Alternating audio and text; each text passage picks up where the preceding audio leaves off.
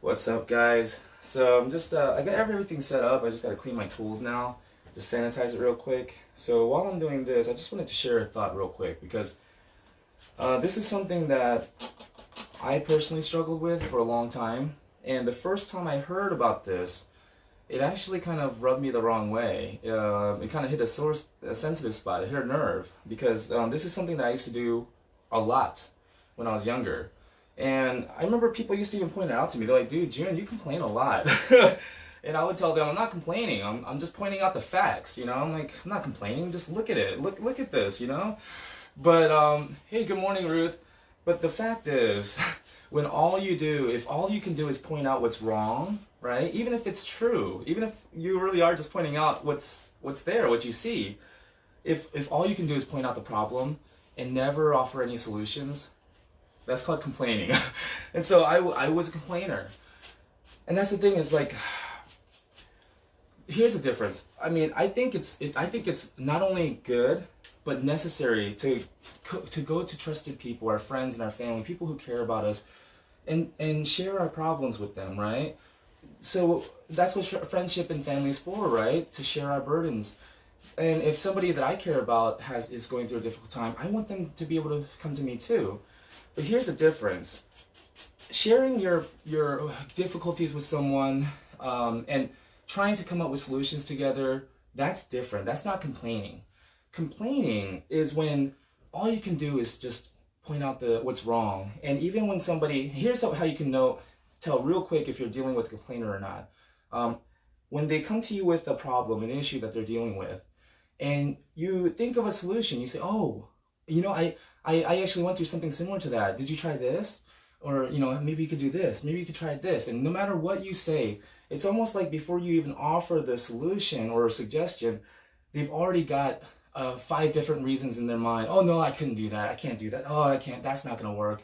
You know, so some people, you can tell that they're not really wanting you to help them solve whatever they're going through, or, you know, or maybe some people just need someone to listen to them and just say, I understand, you know, I feel you, you know, I'm sorry you're going through that. Sometimes that's all they really need.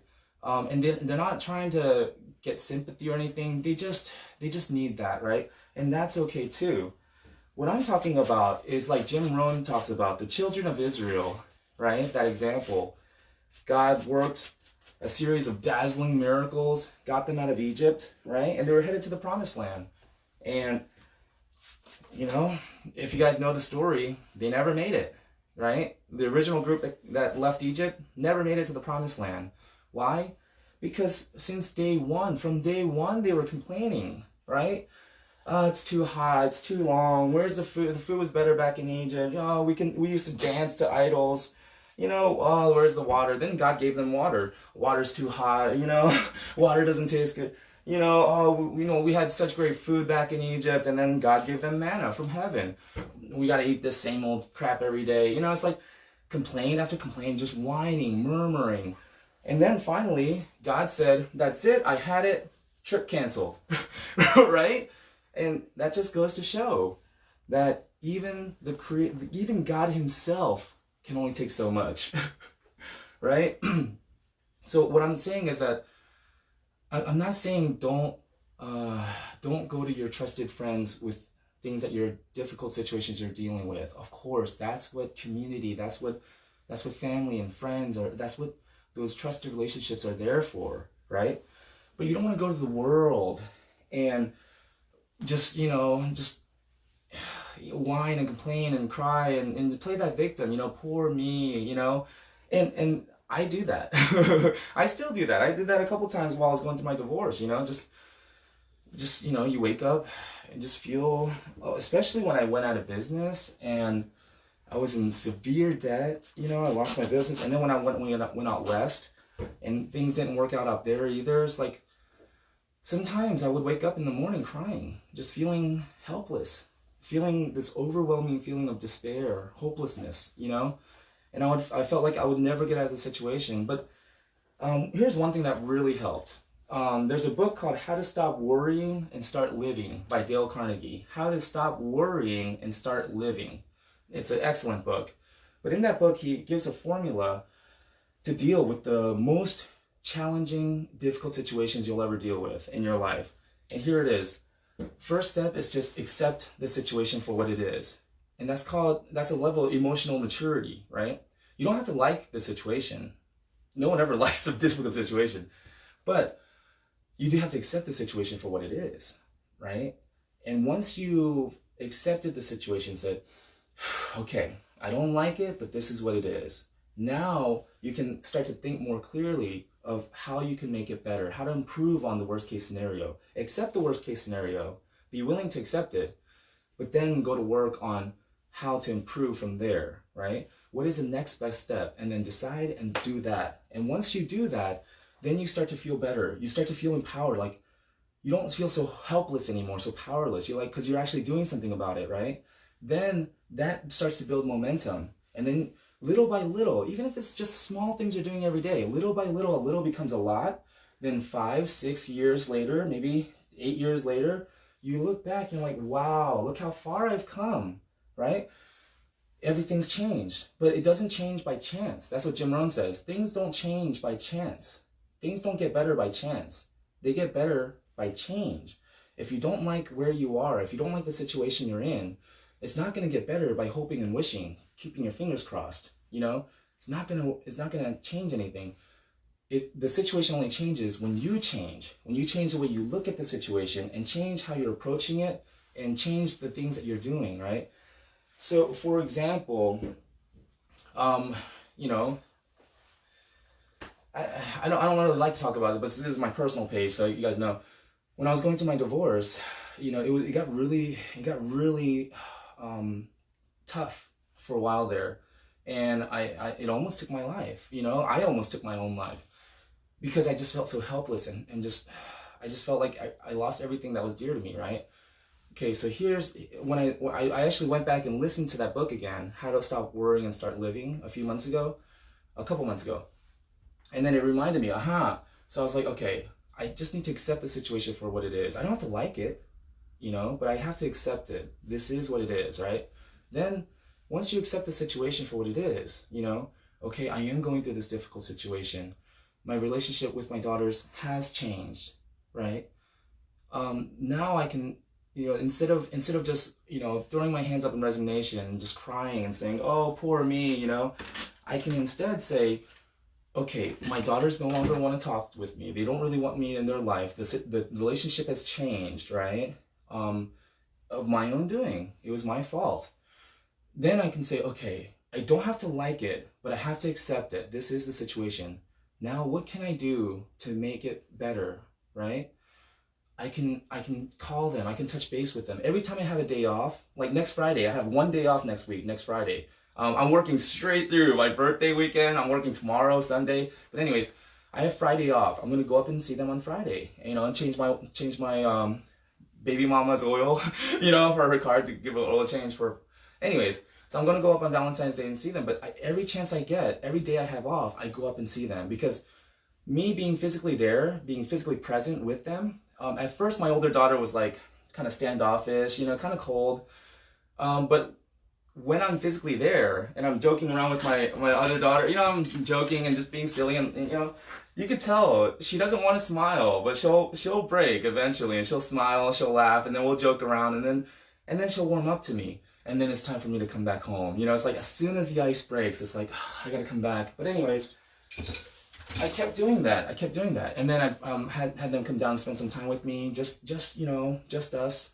I took them trick-or-treating, you know, took them to Six Flags and did this and stuff, and now the relationship has gotten better. And just a few days ago, I call them every day. We talk on the phone.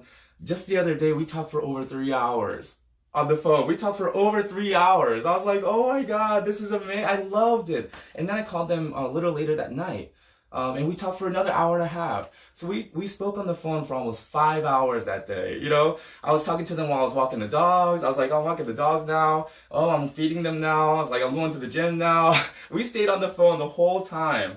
And I loved it. But that's the thing. It's like, I had to accept the situation for what it was and not try to change it or or even make my daughter feel guilty or feel bad for the way she feels about me. It's like, no, I wanted to respect that and let her know your feelings are valid. I messed up. Daddy let you down. I disappointed you. And I'm sorry, you know?